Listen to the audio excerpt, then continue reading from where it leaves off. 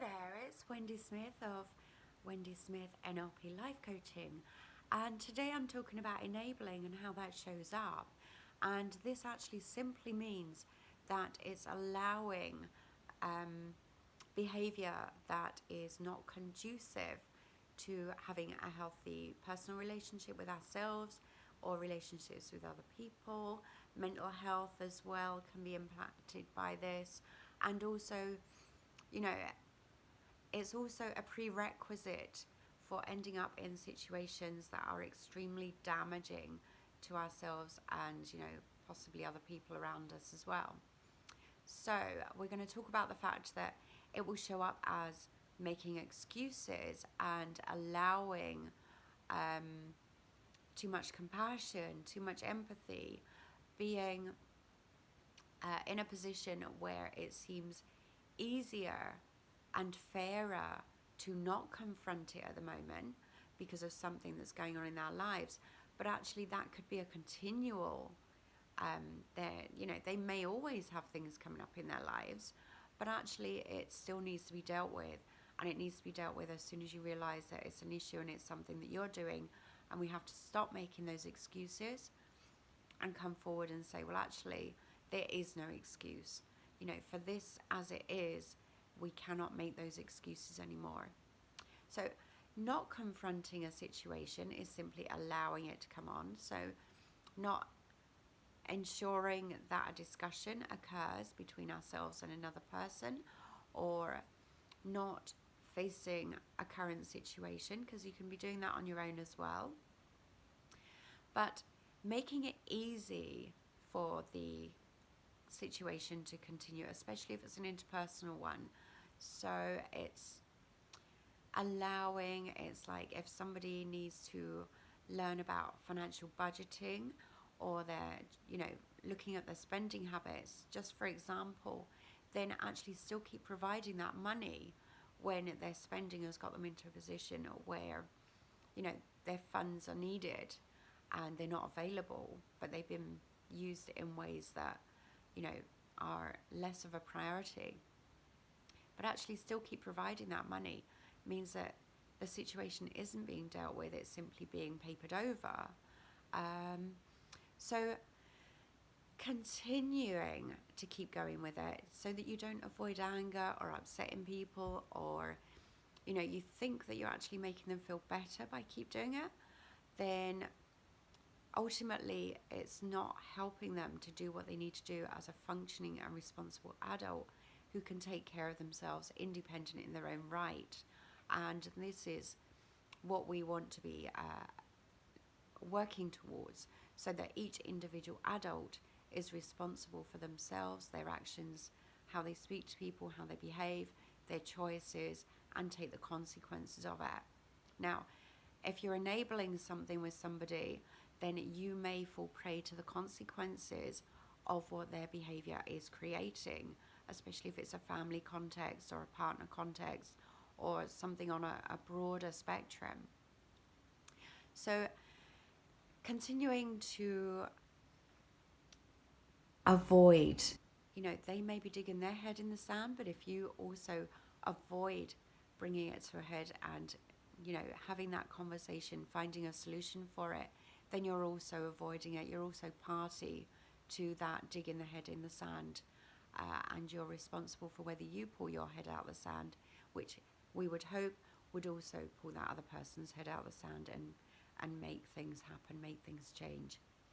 So it could stem from a fear of conflict and anger. Obviously, if you've noticed things before where somebody else has tried to bring things up with that person, and their response for that has put you off and made you a little uncomfortable about doing it. Could be a fear of being alone if it's a partnership situation, but actually independence and being responsible gives you the ability to be able to stand on your own 2 feet. It could be a misplaced loyalty. It could be that you feel that you need to care for this person, but actually, as adults, again, we can all take care of ourselves. We are responsible for ourselves, and therefore every other adult is responsible for themselves as well. And every child over a certain age needs to learn that they're responsible for themselves, their own decisions, and take those consequences.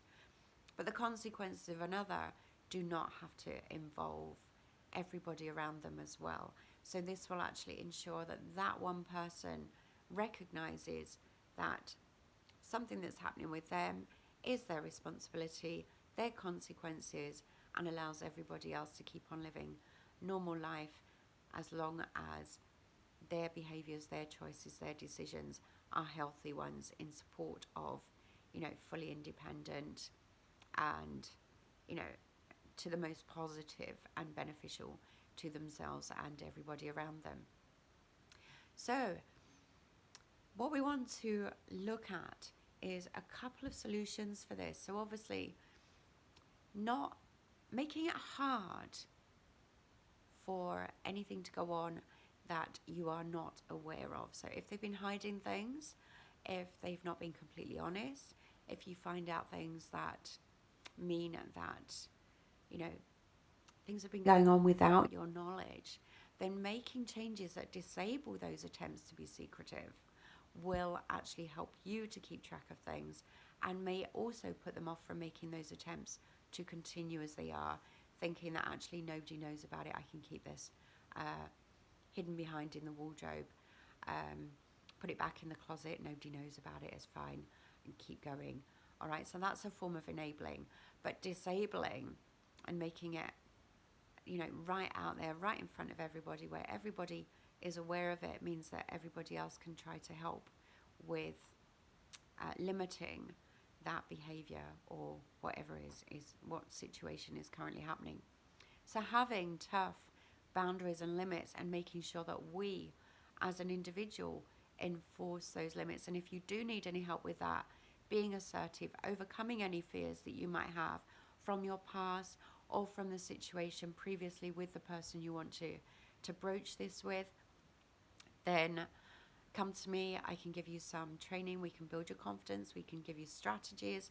We can help you through the process and, get that result, get these things pulled out, get these things sorted out. And also, if you need to make a decision that is, because those things aren't being changed by that person, I can help you with that and take you forward from there as well.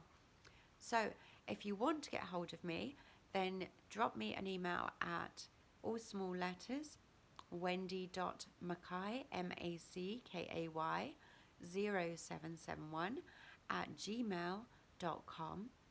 Or if you are using a mobile phone, my contact number is 07464 084 989. Call me, leave a message, and I will call back, and we can discuss working together. And also, if you like this video, remember to click, like, and subscribe. And if you want to share it, feel free, because when we can help as many people as possible, that would be amazing. But have a great day, and think about where you might actually be playing a part in allowing a situation to continue by inaction, actually. And I look forward to my next video with you. Okay, bye-bye for now.